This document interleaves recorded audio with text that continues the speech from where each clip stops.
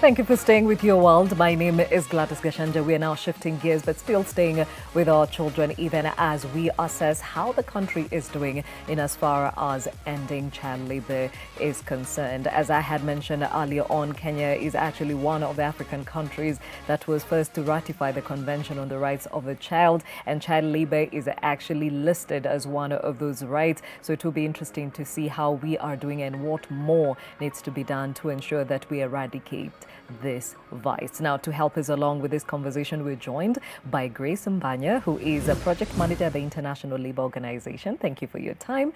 Joined also in the other studio by Stephen Obiro, who is the head of advocacy, consulting and partnerships at the FKE, and also joined by Damaris Mohika, in charge of child labor at the Central Organization of Trade Unions, that is COTU. Thank you all for being part of this conversation. And Grace, even as we talk about eliminating child labor, I think it is prudent that we first define what child labor is. Thank you very much, Gladys, for having me.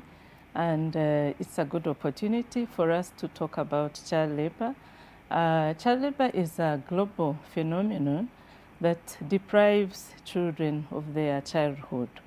And when we talk about the childhood, we are talking about play. A child is meant to play and go to school and live a life of a child.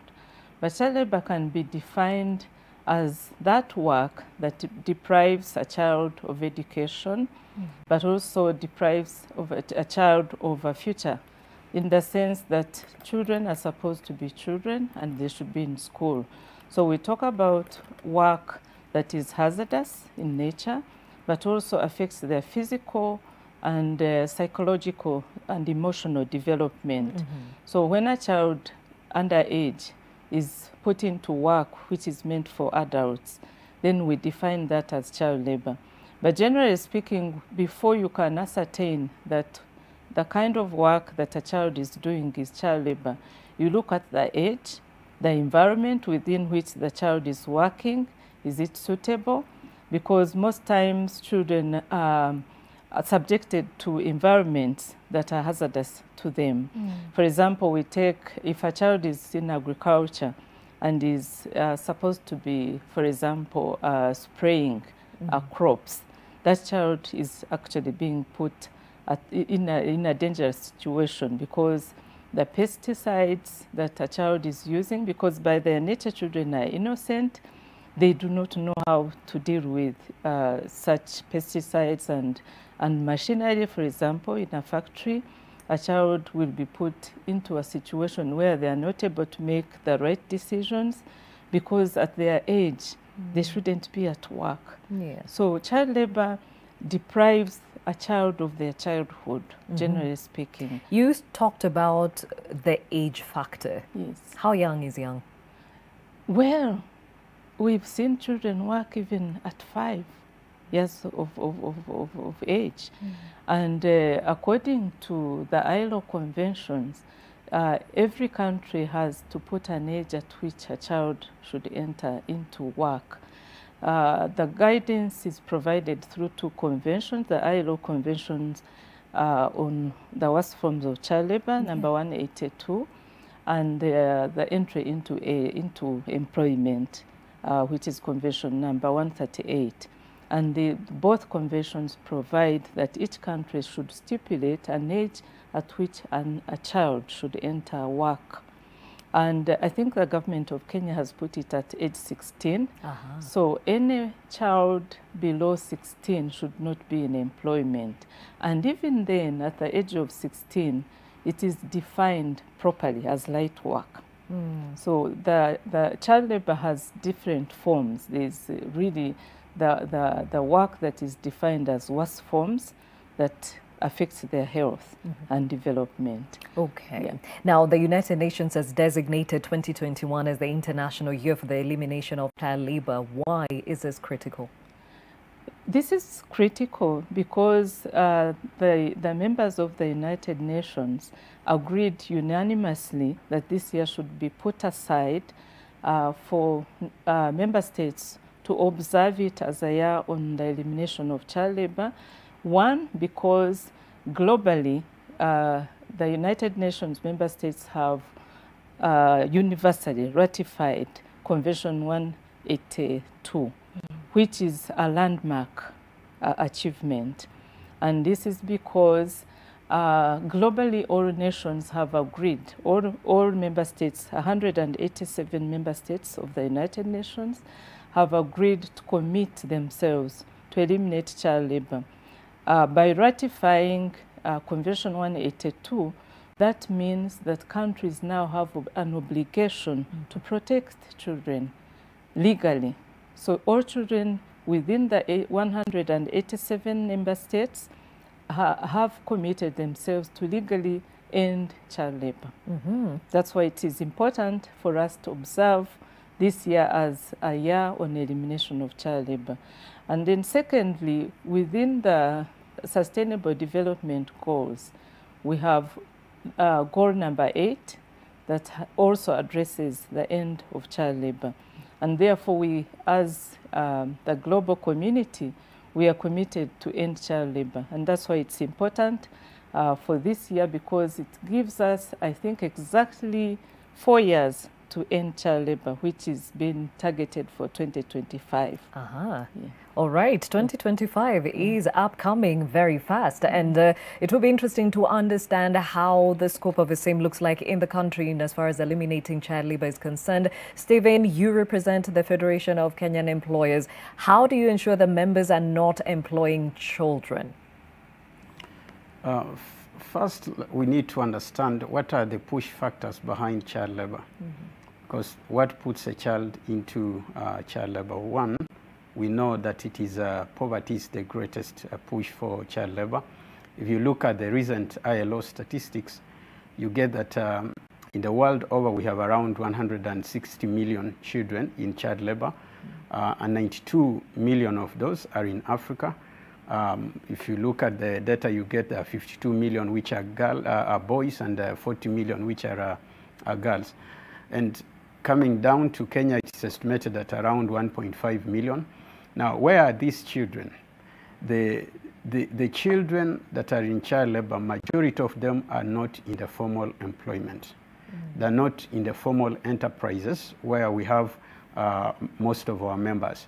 And what is the reason for this? Because the push behind child labor is poverty.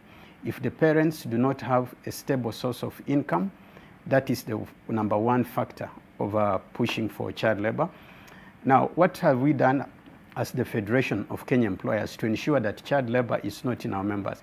We do carry out various programs to sensitize our members on the need to provide opportunities for the communities where they operate. They need to provide opportunities for the parents and for the various segments of the community. When the communities are empowered, both by knowledge and by income opportunities, then child labor automatically goes down. World over, if you check child labor, you get that in other regions it has been falling, and in Africa is where it has increased, because it goes hand in hand with poverty. As a federation, we started various programs, and one of them is Adopt a Child, that is aimed at encouraging the enterprises, our members, to adopt schools and put in an economic model that helps to keep the children in employment and in school, and also the parents, the communities that where these employers are working, to keep them in an income generating activities, and by that they push away children from formal employment. The biggest challenge we have in the country, child labor, is in the informal sector, and it is being pushed by poverty. And so we need targeted programs, and that's why as a federation we've been at the forefront asking the policymakers and all concerned parties to create an enabling environment for businesses to thrive, to create an environment where we are able to create more employment opportunities and lift our people from poverty. If we do that, then we get children out of child labor into classes where they should be learning and studying and improving, laying foundations for their life.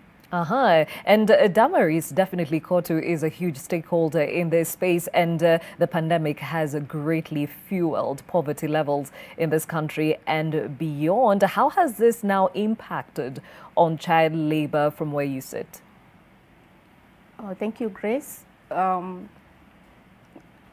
Central Organization of Trade Unions is a key partner in this conversation, and we are committed to see issues of child labor eliminated from our conversations, and particularly this year. And we've been following up and working in partnership with both government and employers to make sure that that standard, ILO Convention 182 that Kenya has ratified, is fully applied and implemented within our labor market, to see that no child is denied their basic rights. Our take and our position as trade union is that child labor is a social injustice because it denies our children their basic rights, and especially education and the normal development, human development. It also denies the labor market of productive future workers. And one thing that we have done is to advocate for implementation of the policies that we have established together as social partners. We have the child labor policy that we developed in 2016, which we have been collectively implementing.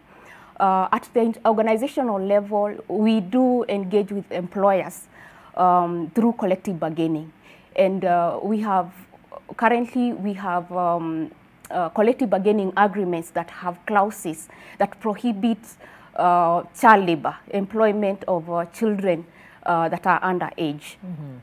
And through collective bargaining also, we ensure that households are earning incomes that can be able to bring up children in a normal or in a good sustainable manner. And our collective bargainings ensure that we go beyond the minimum wage to have sustainable incomes. We're also advocating for implementation of social protection safety nets.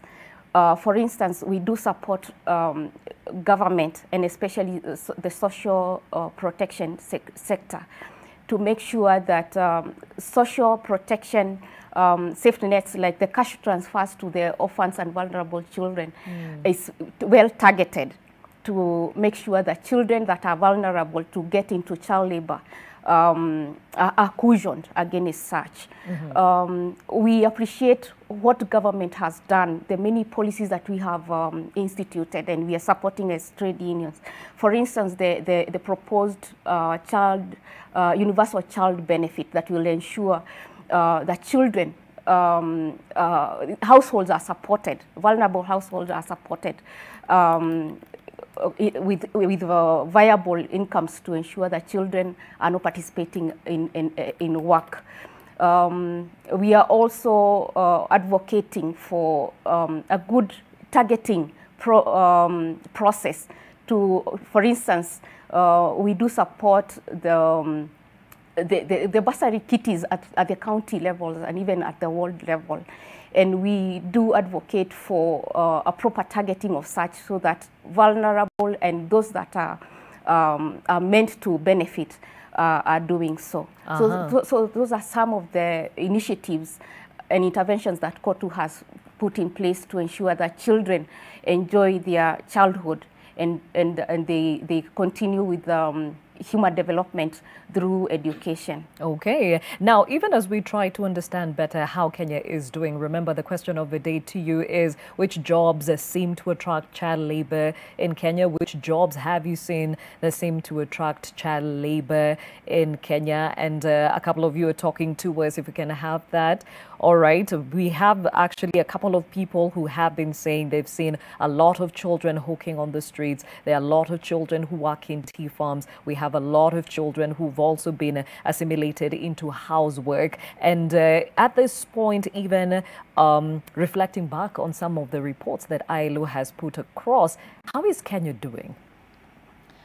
Well, Kenya, in terms of protecting children, I think there's an effort to actually stop the entry into employment of children by putting in place an education policy that is all-inclusive and tries as much as possible to include all children.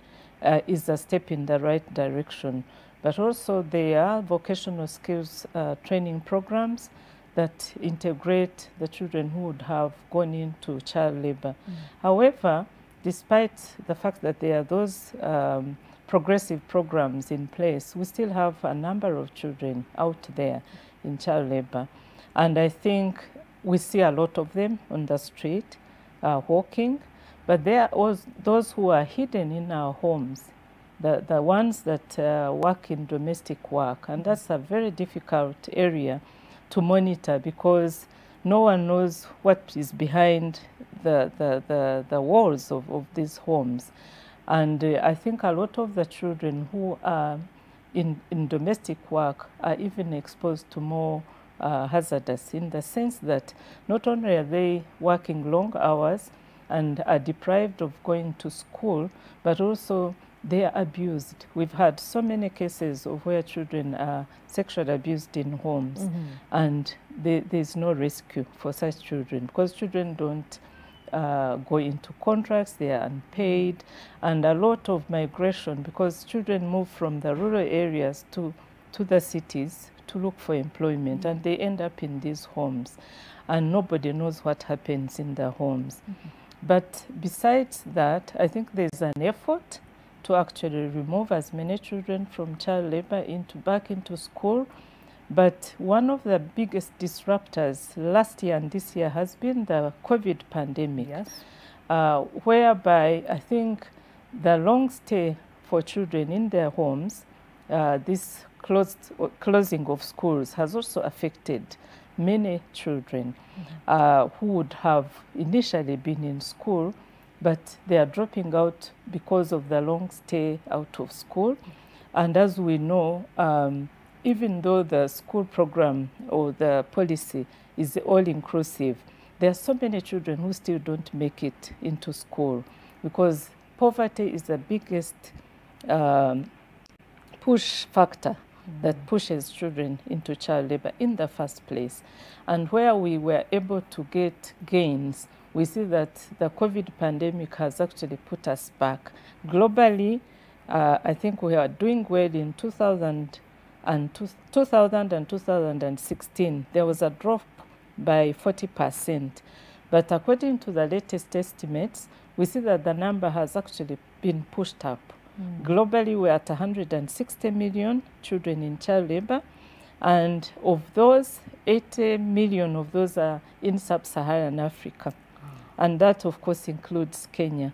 We do not have the exact statistics to date to tell us where Kenya stands, but I want to believe that the numbers have also increased.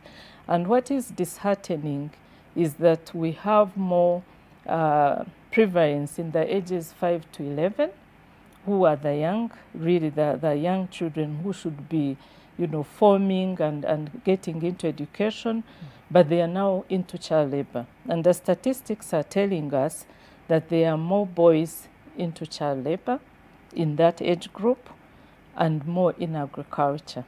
And that, of course, speaks for Kenya because our sub-Saharan countries, most of them are agricultural-based countries. And I want to believe that also, speaks about Kenya. So in terms of progress, we really would like to see this year, the international year that has been designated as the year for elimination of child labor, taking us into 2022, when we'll be holding the 5th Global Conference on Child Labor, to see a lot more work being done by our social partners, the employers and the workers, but also the NGOs. We have several civil society organizations that are involved in removing children, especially on the streets, and also rescuing those who are in homes and taking them back to school. So it's our hope that we can all work together, because the whole essence of this international year is to accelerate the effort and have as many people get involved and first of all understand what child labor is and the consequences that it has on children, children's future, the welfare, the development, but also what it means for the general workforce, because adults are meant to be in employment and not children. Sure. Yeah. All right. Now, we take a short break here on Your World. When we return, I'd like you to mull over this statistics by the Kenya data from the Kenya National Bureau of Statistics that shows that 8.5% of children, or 1.3 million, are engaged in child labor in this country. And the highest labor rates are actually in the arid and semi-arid land counties. Why? We find out in a moment. Stay with us.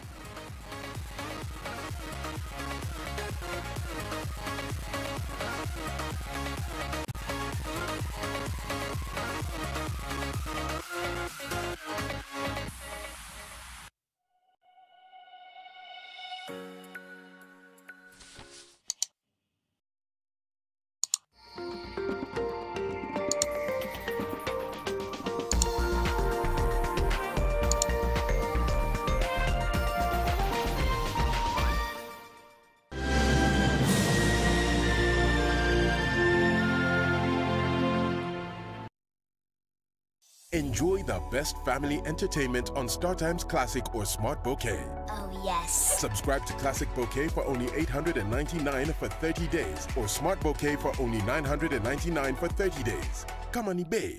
Ni StarTimes. How did you discover you had bipolar? I'm fearing, kuna anxiety mob, I'm praying, then hakuna kitu inawaka. Hiyo kuona gari ikiwa mbali, si wewe kupenda kwako, but sasa kwa akili ita process. Iko mbali, sasa nivuke, but sasa ukivuka ishafika hapa. Oh wow. Pesa yangu kwa M-Pesa natumia tu best, natuma pesa tu. Kwa nini? Then naandika pin yangu ya M-Pesa nyuma ya simu, alafu natoa password pattern, like nikilala naambia Mungu wewe nichukue leo. I'm done. Really? I'm done. Hii maisha ni mchungu sana. So every day you wanted to go? Nikienda kulala najua kesho siamki. Niliambia Mungu, mimi usiniamshe kesho. Take me.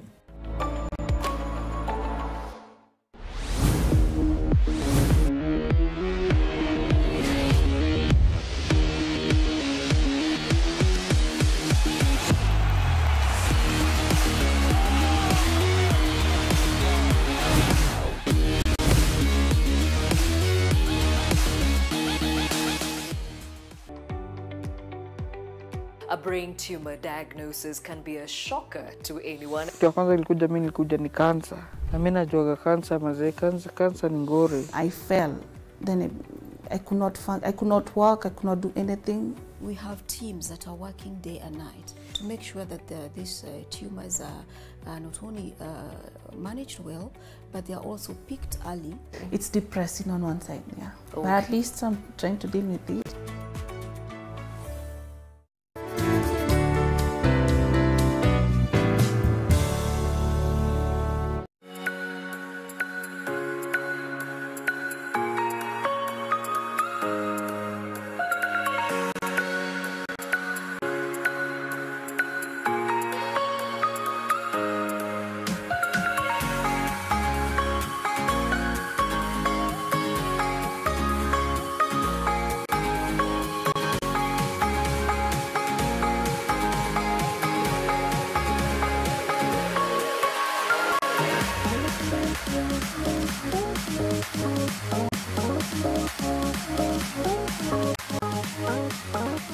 Thank you for staying with Your World. My name is Gladys Gashanja. We are focusing on eliminating child labor in this country as stipulated by ILO, and it is important to actually keep tabs of how Kenya is doing, and that's why we're also asking you, from your experience, from your observation, which are these jobs that seem to attract child labor in Kenya? Which are these jobs that seem to attract child labor in Kenya? We have Gidenji here who says mining gold, especially in Congo, and Ikolo money. All right, Gidenji, thank you. We have Gidenji also again saying anything entertainment related in the pretense of emerging talents, they really exploit these kids. And it is true, a lot of this is sin. Another here, Edna Courier, who says scrap metal, or as they call it, sikirebo. Okay, I guess that's the street name for the same. And then Don Muyala says, house managers, the house helps. Yes, a lot of children, especially in this season, have gone into these spaces. Shiko Mwangi says, do the jobs, which would mean the motorbikes we see. Yes, a lot of young faces riding the bikes. Caroline Chemngetich says, tea plucking in Kericho. Thank you, Caroline. Yes, this has come up over and over again. Timothy Simiu says, first, farming, especially in rural areas. Second, mjengo, mostly loading materials, kwa lorry, and manufacturing bricks. That is true, Timothy. Thank you. Another one here from Jacob Lotodo, who says, harvesting maize in the rural areas, and the payment is only 20 shillings per bag. Wow, Jacob, thank you for sharing. And clearly, this goes to actually underscore something that NTV reported in July, that the drought situation experienced in the arid and semi-arid areas has contributed to the rise in child abuse cases. Now, children are being forced to adapt to the available survival modes, such as going for long distances, searching for water. As a result, many have dropped out of school due to the hardships. Ruth Samway has the details. Speaking during the launch of the Spot It, Stop It campaign that seeks to champion children's rights, Labour CS Simon Chelugui said cases of child neglect were on the rise in Baringo County, occasioned by poverty. In other words, what he's telling me is On the other hand, the ongoing drought situation in parts of the county has caused children to skip their studies, as many are forced to travel long distances searching for water. Child labor and any form of abuse of that kind, including tracking water, and also issues of defilement, and the full force of the law will apply to anybody who is engaging children on labor and any other form of violence. In Baringo North, we had 209 cases of child abuse in the year 2020.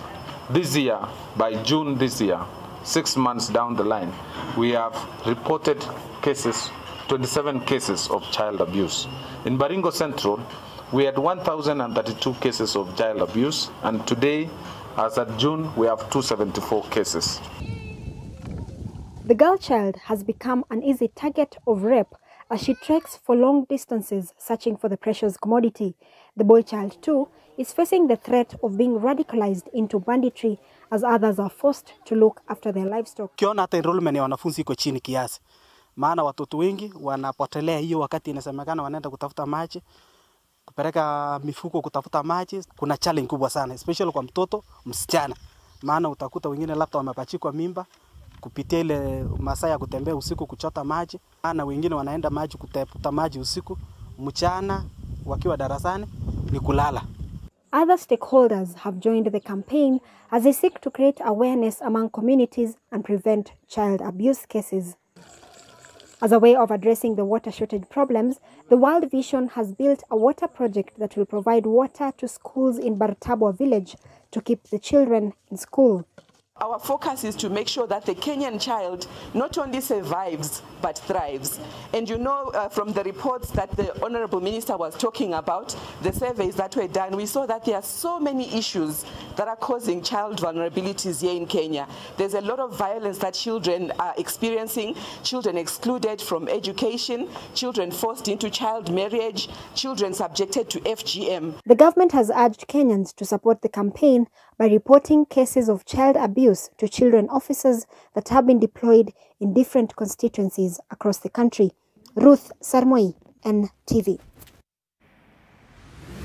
Well, that is very telling on the status of the country as far as child labor is concerned. And Damaris, I mean, even from the feedback we had before, apart from going to Eka living in the mining areas and also in the tea farms and Waterview, a lot of child labor has been seen, especially even during this pandemic. Are you working with the counties to understand where the prevalence is and what the issues are so that you can address them directly? Yes, I do agree with the survey that NTV conducted. And also those areas where employment of children has been identified, even by our viewers. What we have established also as COTU, there are about 5 very vulnerable sectors where we have a prevalence of high prevalence of children being employed. And as it has been well said, agriculture, and especially in coffee and tea growing area, including miraa growing areas where if you were to visit places like Maua, you'll find a preference for young boys who are light enough to go up the miraa bushes. And we also have domestic work where you find young girls involved, yet it's a very secluded area which is away from supervision and inspectorate from our labor office. And we also have mining, our small-scale gold mining and the like. Those are, and also trading, small trading. You'll find children vending along our streets, which is also another sector. And what we are doing as COTU is building linkages between the labor inspectorate and the county governments. For instance, I've just mentioned counties that are very exposed, like Kericho. We are collaborating with government administrative structures, like the county government, the local administrators, like the chief's office, to make sure that we are boosting surveillance.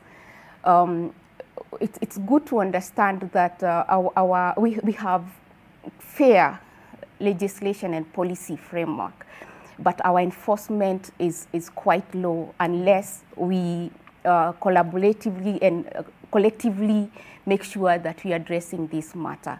So what we are doing is to work with the county governments and similar organizations to make sure that we are complementing each other. The Ministry of Labor and the Labor Inspectorate is critically under-capacitated, and especially on the number of inspectors. When you look at our standards, the required ratio is about 1,000, the ratio of 1 to 15,000 workers. But currently, we are in need of about 1,300 labor inspectors who are supposed to visit all workplaces, including our own houses where we employ children. But you will find we have a critical number of 89, about 89 labor inspectors, which is very, very minimal. And apart from advocating and supporting government to ensure that we are employing more labor inspectors, we are also complementing that process through our own way of surveillance, because we do have trade union, and COTU has structures in all the regions. And these structures are collaborating with the county government and the mainstream administrative office to make sure that we are supporting elimination of child labor in all these sectors that I have mentioned. Okay, now Stephen, something else that has come up is the fact that there's a lot of exploitation. I mean, children will perhaps attract cheap labor, which is actually a very attractive factor for employers. How are you addressing this? The exploitation of children that are in child labor first does not happen in the formal employment, because if you look at the areas that have been identified for employment of child labor, there is a running thread in it. You get that most of it falls under the informal or unregulated form of employment. Now, the first, we have a very clear message to the formal employers who are our members: don't employ a child. Child labor is not there. If you look at most of the formal workplaces, there is no child labor. Now, as a federation, we have implemented various targeted efforts that have been even recognized globally. This year we won the International Changemakers Award on elimination of child labor, because we are looking at this critical issue in a wholesome way. We know that if we talk about children who are in people's house, we realize that these houses are owned by workers, and I'm glad that Kotu is here. And we have targeted programs that ensures that we do capacity build the employees at workplace. We sensitize them of the dangers of child labor, so that then when they go to their communities, they are able to deal with the issues around that. Second thing that we've done, we've been at the forefront, calling upon government and calling upon all the stakeholders to come together, and we put in place measures and an enabling environment that will enable the informal sector to formalize, so that then they are able to have a regulated way of operating, and also they can be able to increase the incomes that are in that sector that goes to the entrepreneurs and even the workers themselves. If we do that, at the end of the day, we are empowering the societies and are able now to make the right choices. The other thing we've done, we have looked at the education sector, because if you look at most of the children who are in child labor, where are they coming from? You'll realize that they are coming from backgrounds that are not empowered, even in terms of the knowledge and the information that is available to them. And so we came up with what I mentioned, the Adopt a School program, where it ensures that the employers adopt the schools that are in the areas of their operations. And when they adopt these schools, they also put in programs that economically empowers the parents and the communities and ensures that the children are kept in schools. Now, if you look at the other thing that came up from that data that we've seen, if you look at the arid areas, where are these children that are more in herding of cattle and all that. And what have we been doing as the Federation? We've been calling for the opening up of regions so that we can have more investment.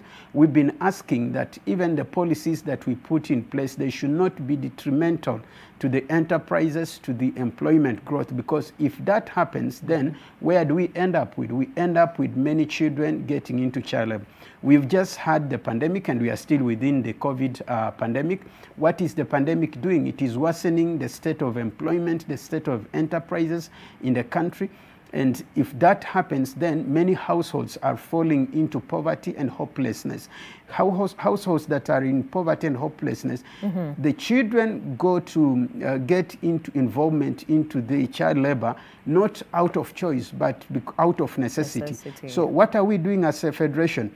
We are following up on various programs that ensures that these households have an opportunity of employment, and therefore lifting them out of hopelessness. If that happens, then we keep the children out of child labor.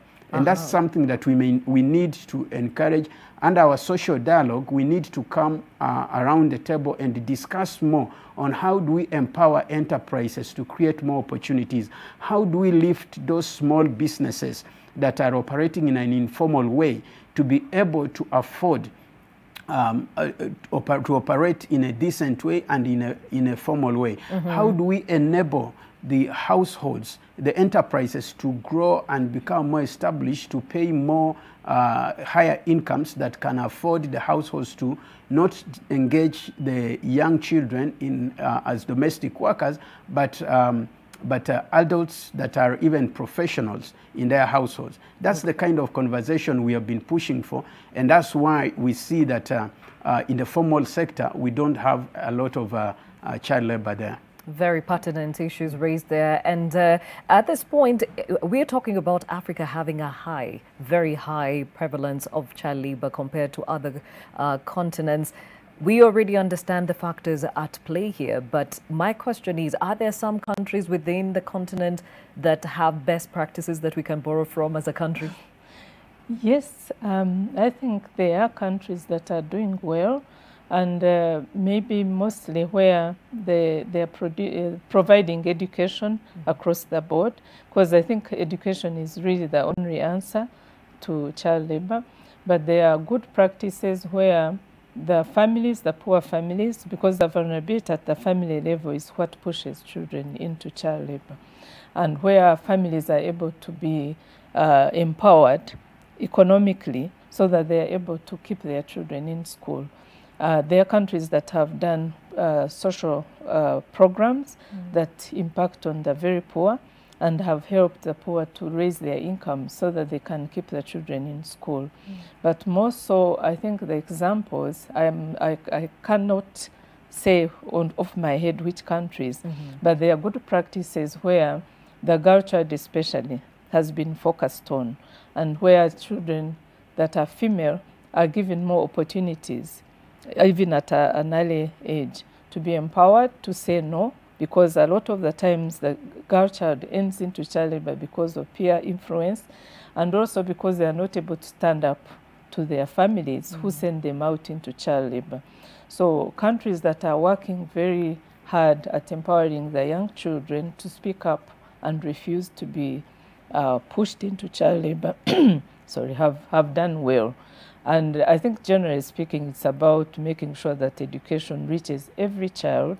It's free, compulsory, but also these other aspects that families fail to pay, for example, scholastic materials, uniforms, and being able to involve the parents in the school administration so that their say or their voice comes into the whole administration of the school, so that they are able to monitor their own children. Because a lot of the times, children actually go into work on their own accord because the parents also cannot cope with them. There has been a bit of social disintegration, if I can call it that at the family level, children just decide to be on their own, because I think one of our colleagues had mentioned about violence in homes, where children just decide, like I've been told in the Mira growing areas, the children even question the teachers, and they're like, I earn more. Why should I actually be in school when I can get more money than yourself? And so that such a child, even if you wanted to push them back into school, you need to do a lot more to encourage them to understand that education gives them a better future and even a better income if they were to be patient and go through the whole school system. Now, even as we bring this conversation to a close, I'd like to understand, especially from Kotu's perspective, what does the law say? For example, what is the penalty for somebody who's caught employing an underage child, and how do you deal with these cases? One of the ways that we have intervened as an organization is to complement what the law has required, is to make sure that we prohibit employment of child labor collectively through CBAs. And I mentioned that once we have a clause in our CBAs prohibiting child labor, that is a binding document between the employers and trade unions. And violation of such a clause will be a violation of the rights of workers. So that is just one of the ways. And secondly, we've been very keen to ensure or to monitor implementation of the set law. And we do monitor application of two sets of legislation. That is the Child Act, the Children Act, and also the Employment Act.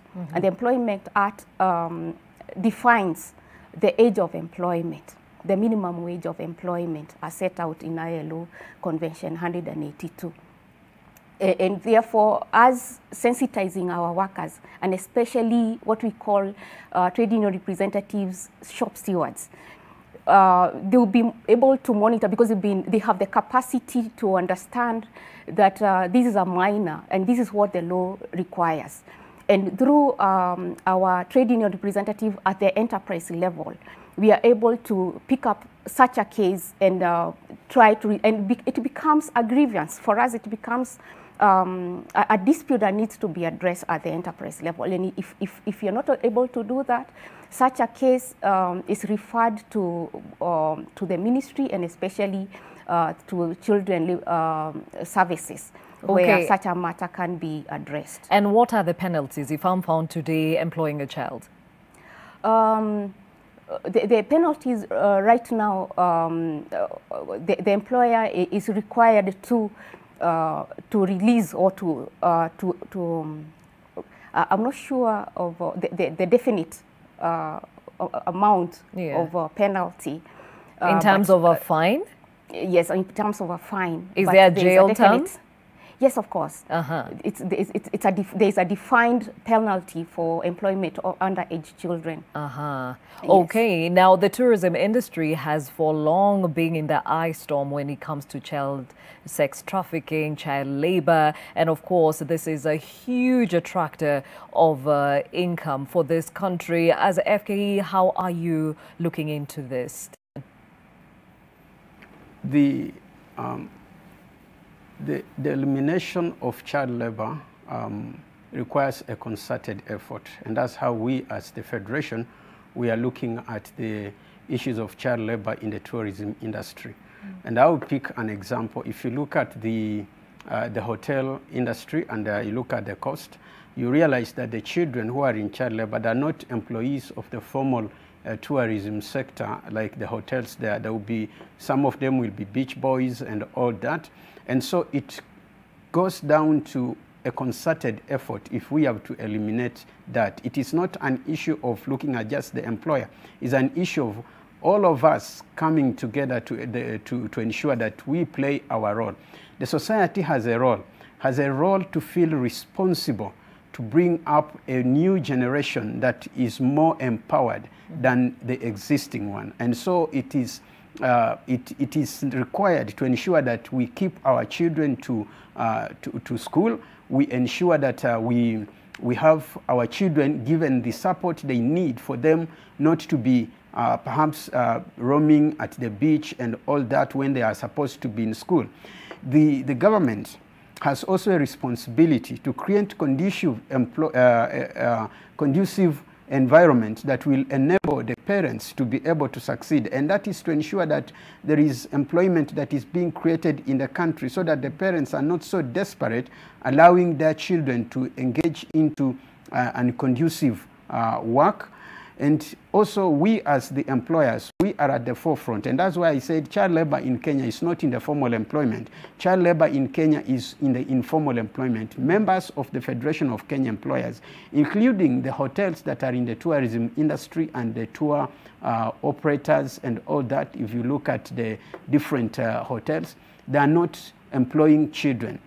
But the child labor is mostly manifested in the informal sector, in an unregulated sector. So it requires all our effort, and our approach as the Federation has been to bring together parties and ensure that we have a dialogue that looks at which are the push factors. From the Federation, we believe one thing, that if you empower households, give them a source of income, then you are getting children out of the child labor. And that's why we keep on insisting and pushing for conducive environment that enables enterprises to thrive. And if enterprises are thriving, then parents have more opportunities and they become more responsible for their children. And societies also as a whole, we need a change or a shift of our mindset. We need to look at ensuring that the future generation is empowered. And as Mandela said, the education is the engine of development. If we give our children education, even the children in the rural, in the poor households, they stand a chance to succeed in their time when they're adults. And so it should become as an effort of all of us to ensure that we keep children out of child labor. Very well said. And quickly, even as we close, Grace, is it possible to end child labor in this country by that goal of 2025? Yes, it is possible. I'm positive because the efforts that government has put in place, including the social partners, the Federation of Kenya Employers and KOTU, are pushing in the right direction. And I think we have all put in a concerted effort to ensure that actually we stop child labor in this country. There is a whole global alliance that includes Kenya, where, first of all, as the member states that have ratified the conventions have obligations to see an end to child labor. And because we've also designated this year at the UN global level, we have committed the country Kenya to get involved. And there's a lot of interest because no one wants to see children in child labor. I think as parents, but also as government and all the development partners, we have an interest to see an end to child labor. However, there's a lot of effort that is needed at all levels. And I think 2025, though it seems far in the horizon, we all want to see an end to child labor. Okay. Grace Banya, Project Manager, International Labour Organization. Stephen Obiro, Head of Advocacy, Consulting and Partnerships at the Federation of Kenyan Employers. And of course, Damaris Mohika, who is in charge of child labor at KOTU. Thank you for your time and also bringing to the fore the status of the country as far as child labor is concerned. And it's good to hear that we are making the right strides in the right direction and hope that this can be eliminated by that goal of 2025. Thank you for watching Your World, and we wish you a wonderful rest of this Wednesday.